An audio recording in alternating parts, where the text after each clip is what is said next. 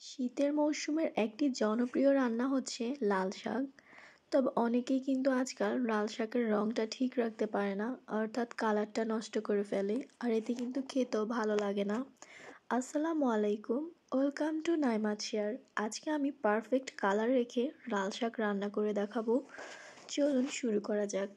আমি একটি প্যানে পরিমাণ মতো রান্নার তেল দিয়ে কাঁচামরিচ এবং পেঁয়াজ একটু ভেজে নিচ্ছি।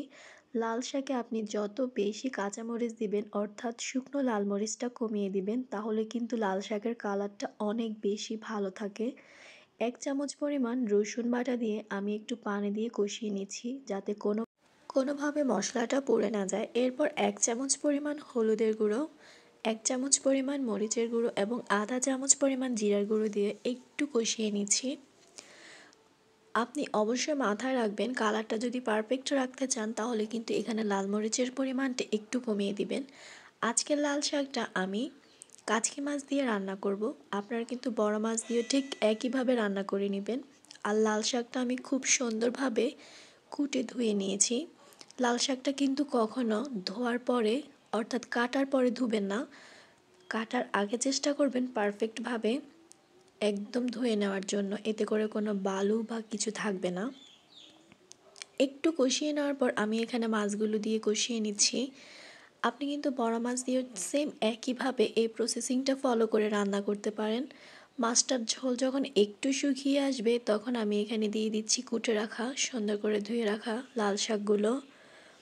লাল শাকের আঁশ কিন্তু অবশ্যই ছাড়ানোর চেষ্টা করবেন। এই পর্যায়ে কোনো ঢাকনা দিব না।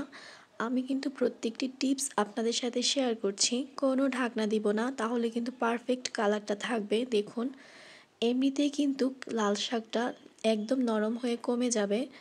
এ পর্যায়ে আমি সামান্য পরিমাণ 2 কাপ পরিমাণ পানি দিয়ে কষিয়ে নিচ্ছি। রান্নাটা কিন্তু অলমোস্ট হয়ে এসেছে। লাল শাক রান্না করতে কিন্তু সময় বেশি লাগে না। একটু ধনিয়া পাতা দিয়ে আমি নামিয়ে ফেলছি। মাশাআল্লাহ, দেখুন কালারটা একদম সেম আছে।